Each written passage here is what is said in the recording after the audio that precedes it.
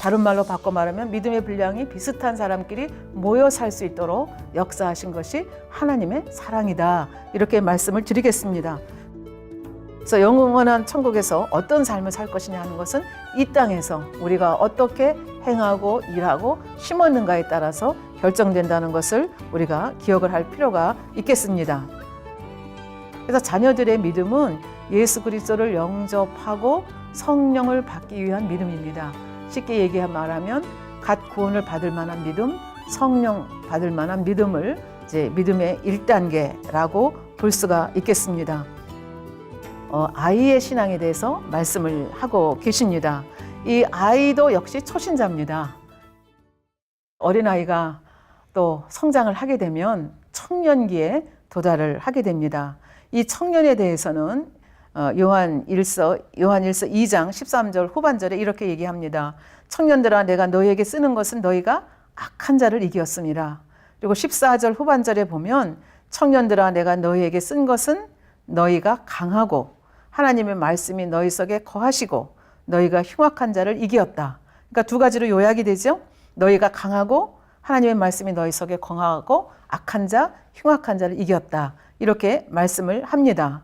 그러니까 어린아이가 점점 자라게 되면 우리도 이제 청년기가 되면은 굉장히 자기의 삶을 개척하고자 하는 힘도 있고 능력도 있고 야망도 있습니다. 그러니까 영적으로도 마찬가지입니다. 천국에 대해서 더 자세히 알게 되고 아버지 하나님에 대해서 자세히 알게 되고 예수 그리스도의 사랑에 대해서 자세히 알기 때문에 그 말씀대로 살고자 하는 그런 영적인 욕심을 갖게 됩니다. 그리고 천국이 좋은 것을 알고 천국의 처소가 다르다는 것을 알기 때문에 열심히 천국을 침노해 가고자 하는 그런 마음이 있습니다. 그래서 악을 멀리하고 가능하면 선을 행하려고 합니다. 아버지의 말씀대로 살려고 합니다. 그래서 말씀하시기를 너희가 강하고 하나님의 말씀이 너희 속에 거한다. 이렇게 말씀을 합니다. 그러면서 너희가 흉악한 자를 이겼다. 흉악한 자는 누구입니까? 우리 천국은 침노를 당하나니 해서 말씀드린 대로 원수 마귀가 흉악한 자입니다. 왜 그렇습니까? 어찌하든지 우리를 믿음에서 잡아 끌어서 좋은 천국을 첨노하지 못하도록 하고 더 나아가서 지옥으로 끌어들여서 원수 마귀의 자녀를 만들기 원하기 때문에 굉장히 흉악한 자라고 얘기합니다. 그래서 이런 흉악한 자를 넉넉히 이길 수 있습니다. 원수 마귀 사단이 유혹을 해와도 그 유혹에 빠지지 않는 단계가 바로 청년의 단계입니다. 이 청년의 단계는 이제 믿음의 1단계, 2단계, 3단계 이렇게 보면 3단계에서도 60% 이상을 넘어야 청년의 단계다. 그러니까 우리 이제 앞으로 설명을 드리겠습니다만 믿음의 반석 3단계 60% 이상을 믿음의 반석이라고 말씀을 드립니다. 그러니까 믿음의 반석 이상에 들어든 사람의 믿음을 우리가 청년의 믿음이다. 이렇게 설명을 합니다. 그래서 이때는 이제 청년 믿음의 반석에 정도 들어게 서면 원수 마귀가 여간에서는 끌어내릴 수가 없습니다. 천국 새 예루살렘을 향해서 전진해서 나가는 시기가 청년입니다. 그러나 이때도 우리가 안심하지 못할 것은 나는 이쯤 하면 됐다. 이러고 안심하게 되면 벌써 안심하고 안도하는 그때 어떻게 돼요? 원수 마귀가 틈타고 끌어내리게 되는 거죠. 그러니까 상당히 높은 곳을 향해서 계속 달려가는 이 영적인 욕심을 가지고 달려가야 되겠습니다. 그러면 13절 전반부에 말씀드린 대로 아비들의 믿음으로 성장을 합니다. 아비들아 내가 너희에게 쓰는 것은 너희가 태초부터 계신 이를 알미요. 태초부터 하나님이라고 말하지 아니하고 태초부터 계신 이를 안다. 이렇게 말씀했습니다. 그러니까 어린아이가 아버지 사랑해요. 엄마 사랑해요. 아버지 알아요. 엄마 알아요. 얼굴 알지요. 저기서 오면 우리 아빠야 우리 엄마야 하죠. 그 수준하고 이제 청년의 단계를 지나서 시집가고 장가가서 자식을 낳아보면 부모님들이 옛날에 그런 말씀 하시잖아요. 말 안 들으면 야 너도 시집가봐야 안다. 이런 말씀을 저도 들었거든요. 그러니까 시집가서 장가가서 자식을 낳아보고 자식을 키우게 되면 누구의 마음을 알아요? 아비의 마음을 아는 거예요. 어머니의 마음을 알게 되는 거죠. 그래서 아비들아 내가 너희에게 쓰는 것은 너희가 태초부터 계신 이를 알미요. 그래서 장년의 믿음을 얘기합니다. 아비의 믿음을 얘기합니다. 그러니까 이때는 예를 들면 청년들은 굉장히 혈기방장하고 의협심도 많고 하나님의 나라를 위해서 하겠습니다 하는 건 많지만 아직 자기의 틀이 있습니다. 자기의 의가 있습니다. 내가 옳다 하는 것이 있습니다. 때로는 화평을 깨트립니다. 그러나 이제 아비 정도의 단계에 오면 이제 믿음의 단계로 하면 4단계, 5단계거든요. 그러니까 완전히 성결되고 온영을 이룬 이 단계에 오면 굉장히 원숙한 신앙을 가집니다. 그래서 비진리가 아니라면 화합을 이루기 위해서, 화목하기 위해서 모든 사람과 화평과 거룩함을 쫓지 않으면 하나님을 볼 수 없다 말씀하신 그 믿음을 갖게 됩니다. 모든 사람과 더불어서 시시비비를 따지는 게 아니라 포용하고 이렇게 잘 이렇게 온유한 마음으로 품는 이 단계가 아비의 단계라고 볼 수가 있습니다. 그래서 숙여야 될 때는 숙일 수 있고 품어야 될 때는 품을 수 있는 이런 단계, 그러니까 이걸 아비의 믿음이라고 그렇게 얘기를 합니다. 그래서 태초부터 계시니 아버지의 근본에 대해서 아는 단계까지 가게 되는 거죠. 그러니까 부모의 삶에 대해서, 부모의 애환에 대해서, 부모님이 그때 나에게 왜 그렇게 했을까? 부모님이 뭐를 말씀하시면 부모님이 어떤 상황 속에서 어떤 마음으로 나에게 이런 말씀을 하시는가? 이것까지를 깨달아서 순종해가는 단계가 바로 아비들의 믿음의 단계다. 이렇게 말씀을 드릴 수가 있겠습니다. 예배소서 3장 18절 19절에 보면 이런 말씀이 있습니다. 능히 모든 성도와 함께 지식에 넘치는 그리스도의 사랑을 알아 그 넓이와 길이와 높이와 깊이가 어떠함을 알아 하나님의 모든 충만하신 것으로 너희에게 충만하게 하시기를 구하노라. 그러니까 하나님의 사랑의 넓이와 깊이와 길이와 이걸 다 안다는 거죠. 그러니까 굉장히 원숙한 하나님의 그 근본까지를 아는 신앙이라고 볼 수가 있겠습니다. 이렇게 말하면 감을 잡기가 조금 힘드실 수 있겠는데요. 예를 들어서 설명을 드리도록 하겠습니다. 우리 성경을 열어보면 창세기, 출애굽기, 레위기, 민수기, 신명기 이걸 모세 오경이라고 얘기를 합니다. 이 모세 오경을 기록하신 분이 모세 선지자십니다. 모세 선지자가 아버지 하나님의 근본에 대해서 얼마나 밝게 알았으면 창세기를 기록할 수 있었겠습니까? 굉장히 깊은 책입니다. 창세기, 출애굽기, 레위기, 민수기, 신명기 이 5가지 책을 기록했다는 것은 영계의 비밀을 알고 계시받아서 하나님의 근본까지를 꿰뚫어 알기 때문에 이런 책을 쓸 수 있었다는 것을 우리가 압니다. 이 모세 선지자는 아비의 마음, 하나님의 마음을 알던 자였습니다.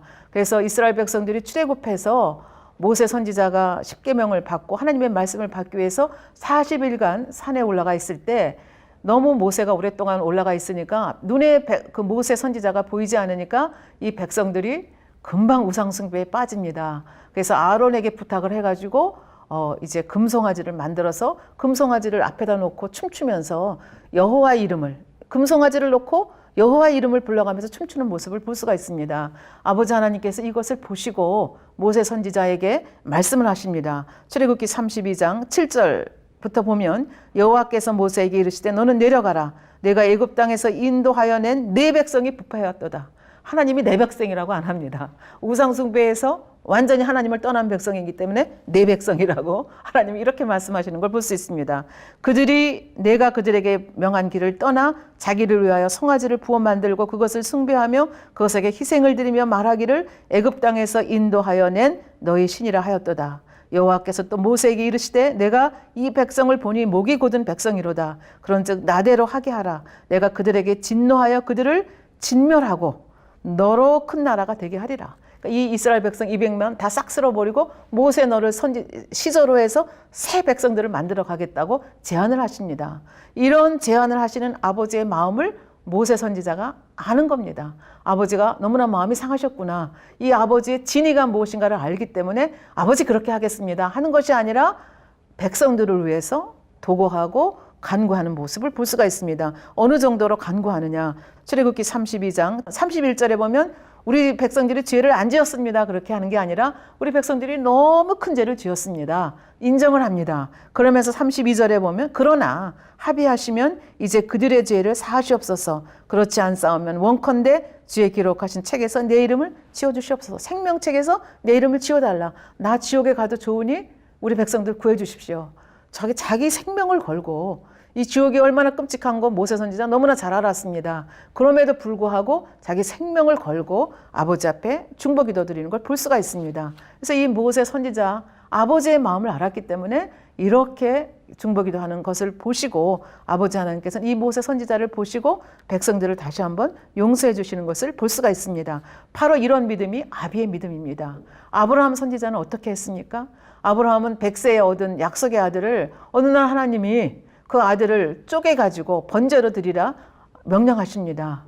보통 사람으로서는 감당하기 힘든 아버지 하나님의 명령입니다. 그런데 아브라함은 즉시 순종했습니다. 즉시 순종해서 사흘길을 가는 동안 전혀 마음에 흔들림이 없이 그 자기 아들 이삭을 데리고 가서 마지막에 모리아산에 올라가서 아들을 묶어놓고 이제 칼로 마지막에 번제를 드리기 위해서 찌르려고 할 때 아버지 하나님께서 딱 스톱하고 이제 멈추게 하시는 장면이 나옵니다. 그러면서 아버지 하나님께서 보셨을 때 이 아브라함의 마음이 이삭까지 능히 드릴 수 있는 너무나 귀한 마음인 것을 아셨습니다. 그러면 아브라함은 왜 약속의 씨인 아들을 번제로 드리면 이 세상 생명이 끝나는 건데 왜 번제로 드렸느냐? 하나님을 진정으로 믿었기 때문에 그렇습니다. 하나님의 약속을 믿었기 때문에 그렇습니다. 약속의 씨라 말씀하시고 이 약속의 씨를 통해서 하늘의 별과 같이 바다의 모래와 같이 많은 후손을 주겠다 말씀하셨기 때문에 설사 지금 번제로 드린다 할지라도 아버지 하나님께서는 능히 이 아들을 살려주실 것을 믿었기 때문에 아무런 주저함이 없이 이렇게 아버지 앞에 이 번제로 드릴 수 있었다는 것입니다. 이것이 아비의 믿음입니다. 그래서 성경에서는 이렇게 믿음의 분량에 대해서 이 자녀들의 믿음, 아이들의 믿음, 청년의 믿음, 아비의 믿음에 대해서 이렇게 분명하게 우리들에게 설명을 해주고 계십니다. 한 군데가 아닙니다. 또 한 군데 보겠습니다. 에스겔서 47장 1절부터 5절의 말씀을 보도록 하겠습니다. 이 에스겔서 47장 1절부터 5절의 말씀을 보면 성전 동쪽 문에서부터 물이 흘러나와가지고 남쪽을 통해서 서쪽을 통해서 북쪽으로 해서 쭉 이렇게 한 바퀴를 돌아가지고 이 성전 밖으로 나와서 물이 점점 차가는 장면이 설명이 되어 있는 것을 볼 수가 있습니다. 그래서 주의 천사가 와서 줄을 가지고 이제 시간마다 이렇게 측량하는 것을 볼 수가 있는데요. 예를 들면 3절에 보면 그 사람이 손에 줄을 잡고 동으로 나아가며 1000척을 측량한 후에 나로, 여기 나는 에스겔입니다. 에스겔로 그 물을 건너게 하시니 물이 발목에 올랐습니다. 그리고 또 1000척을 측량하고 또 물을 건너게 하시니까 그때는 어디까지 올랐어요? 물이 무릎에 오르고 또 1000척을 측량하고 물을 건너게 하시니 허리에 오르고 또 1000척을 측량하시고 또 하게 하니까 물이 너무 창일해서 그냥 서서 건널 수 없으니까 헤엄쳐서 그런 단계까지 됐다. 이 말씀을 여기서 하고 있습니다. 그러면 왜 이 말씀이 믿음의 분량에 대한 것이냐? 여러분들이 물으실 수 있겠습니다. 이 말씀에 대해서 설명을 하겠습니다. 청량한다는 것은 잰다는 얘기입니다. 근데 여기 누가 청량을 하는가 하면 주의 사자가 와서 청량을 합니다. 줄로 청량을 한다고 나와 있습니다. 그래서 뭐를 청량하냐면 물의 깊이를 청량을 합니다. 그래서 물이 얼마나 깊으냐에 따라서 1000척을 청량, 1000척 할 때마다 물의 깊이가 올라가죠. 그래서 발목에서 무릎에서 허리에서 이제 창일하게 되는 이 광경을 설명을 하고 있는 것을 볼 수가 있습니다. 물이라고 하는 것은 성경에서는 하나님의 말씀을 얘기합니다. 그러니까 이 하나님의 말씀이 성전에서 선포가 되면 성전에서 선포된 말씀을 성도들이 듣고 이 말씀이 어디로 나간다 그랬어요? 세상으로 나갑니다. 세상으로 나가서 하나님의 말씀으로 세상을 덮어가는 것이 우리의 사명입니다. 하나님의 말씀을 덮어가기 위해서 우리는 어떻게 해야 됩니까? 창일할 정도로 물에 이렇게 그렇게 물에 잠겨야 되지 않겠습니까? 물이 바다를 덮은 같이 여호와를 아는 지식이 세상에 충만할 것입니다. 이 사명이 우리 바로 예수 그리스도를 믿는 우리들에게 주어진 사명이라 볼 수 있겠습니다. 그러니까 물에 완전히 푹 잠긴 상태가 믿음의 단계로 하면 믿음의 4단계, 5단계라고 볼 수가 있겠습니다. 그러면 이 말씀에 대해서 조금 더 자세하게 설명을 하도록 하겠습니다. 발목에 찬다, 무릎에 찬다, 허리에 찬다, 창일하다. 이 말씀의 의미를 다시 한번 설명을 하도록 하겠습니다. 그래서 이 물이라고 하는 것으로 이제 발목에, 무릎에, 허리에, 그 다음에 창일하게 하죠. 왜 하필이면 물이냐? 아까도 말씀드렸지만 물은 하나님의 말씀을 얘기합니다. 그래서 우리의 믿음을 측량하는데 그 측량하는 기준이 뭐냐? 물입니다. 물이라고 하는 것은 하나님의 말씀을 얘기합니다. 하나님의 말씀으로 우리의 믿음을 측량한다는 이야기가 되겠습니다.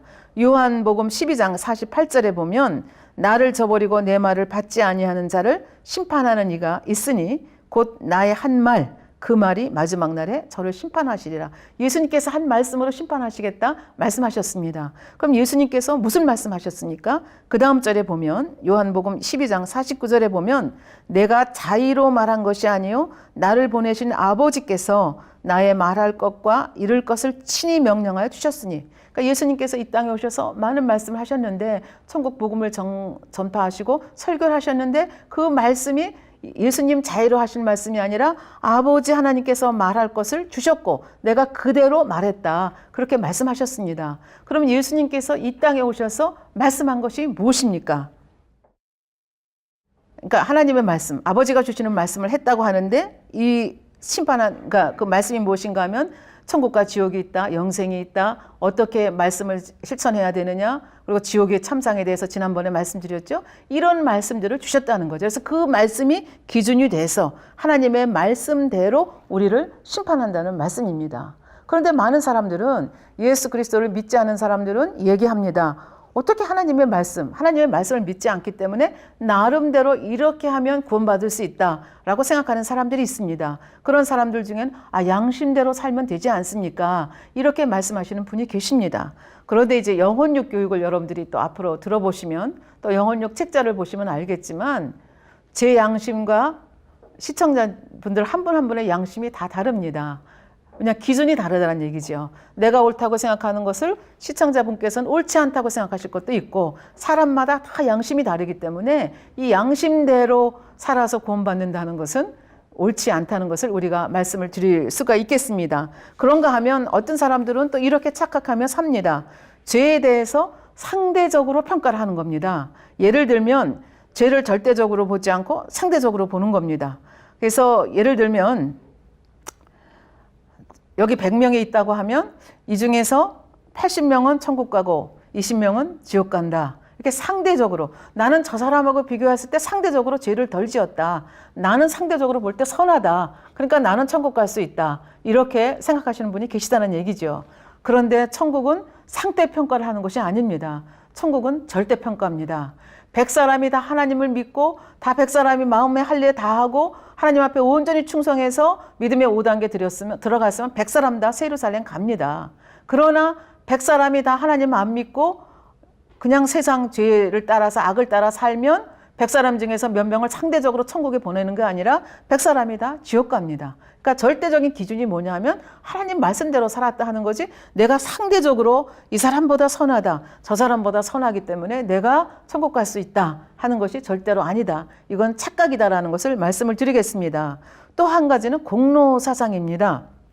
내가 죄를 40 정도 지었는데 내가 선을 쌓고 공로를 많이 쌓아가지고 60 정도의 선을 쌓고 60 정도의 공로를 쌓으면 플러스 마이너스 해봤을 때 20 정도 선이 더 많기 때문에 나는 천국에 갈 수 있다.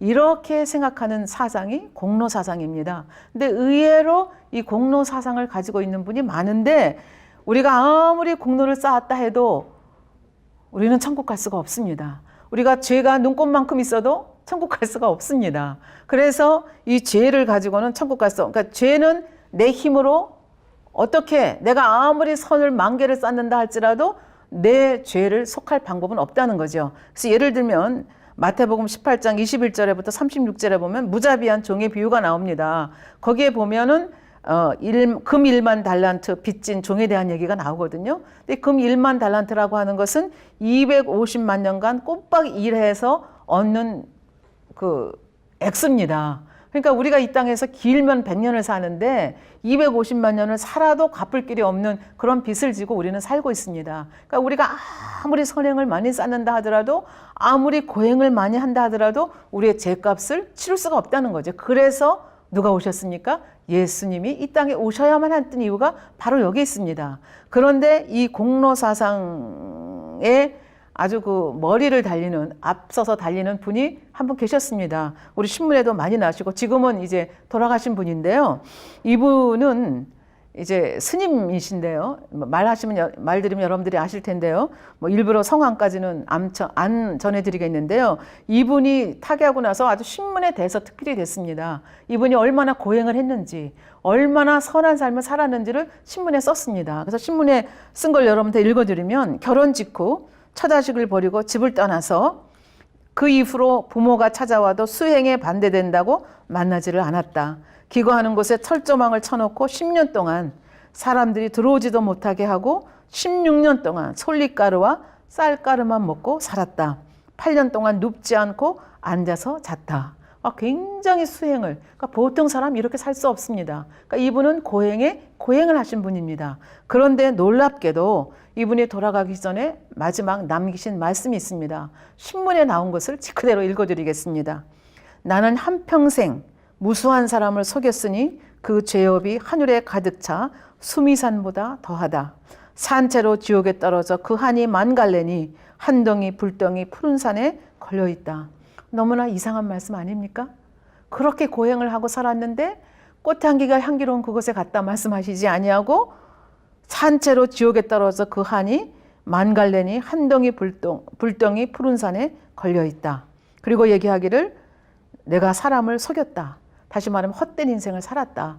마지막 순간에 고백하는 것을 볼 수가 있습니다. 그러니까 많은 사람이, 세상의 99.9%의 사람들이 구원받는 길이 여러 가지 길이 있다 해도 그것이 진리가 아니면 아닌 것입니다.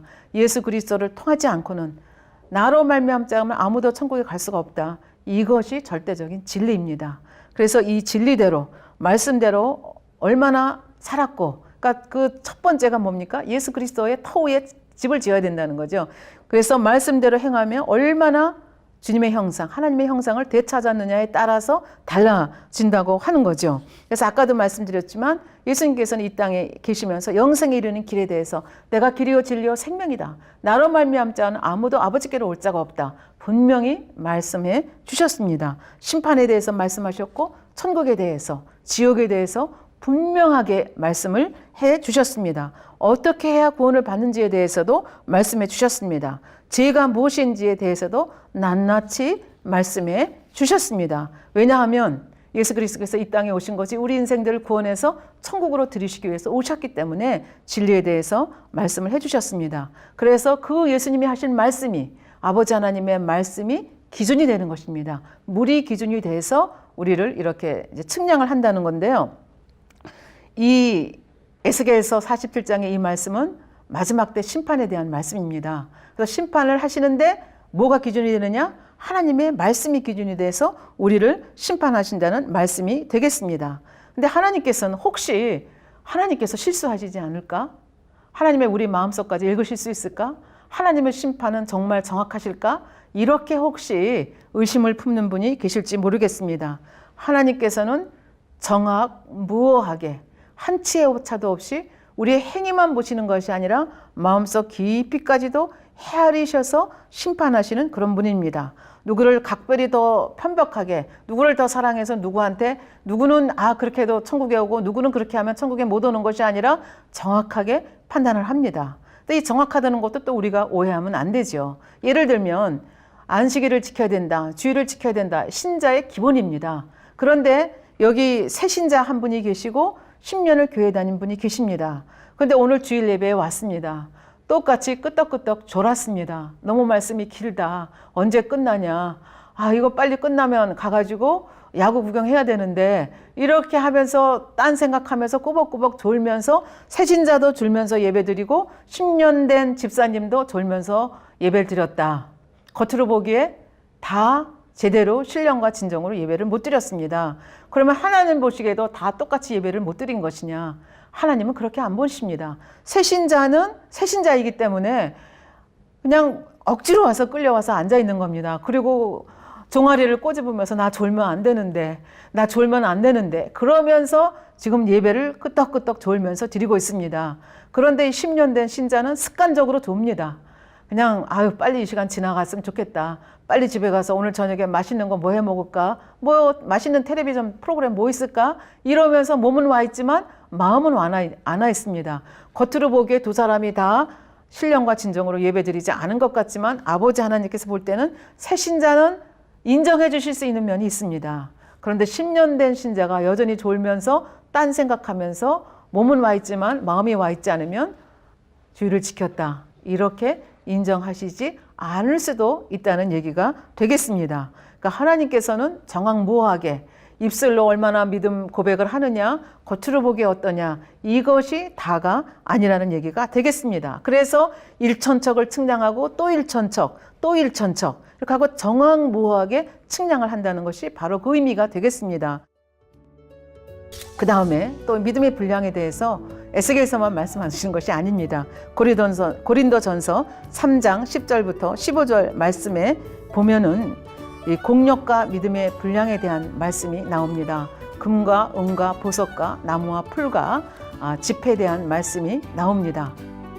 정말 감당하기 어려운 불같은 시험이 왔을 때, 어떤 우리 삶 속에서 시련이나 환난이 왔을 때 이때 믿음이 무너져 버리느냐, 아니면 그럼에도 불구하고 그 공력 속에, 그 불길 속에서 살아남느냐 하는 것입니다. 그래서 금의 믿음, 은의 믿음, 보석의 믿음 이렇게 얘기합니다. 요한일서에서도, 그리고 에스겔서 47장에서도, 그리고 고린도서 3장에서도 우리의 믿음의 분량에 대해서 정확하게 이렇게 찝어서 말씀해 주시는 것을 볼 수가 있습니다. 성경에서는 믿음의 분량에 대해서 그런 것이 어디에 있어요? 이렇게 물으시는 분이 많지만, 큰 자, 작은 자, 해의 영광, 달의 영광, 별의 영광에 대해서 말씀하시고 행한 대로 갚아주신다 말씀하시고, 또 이렇게 믿음의 분량에 대해서 정확하게 곳곳에서 우리에게 일러주시고 계시다는 것을 우리가 기억할 필요가 있겠습니다. 그리고 아버지의 진짜 마음은 우리가 그리스도의 장성한 분량까지 자라서 새 예루살렘에 이르기를 원하는 것이 아버지의 마음이라고 하는 것이 에베소서 4장 13절에 나와 있습니다.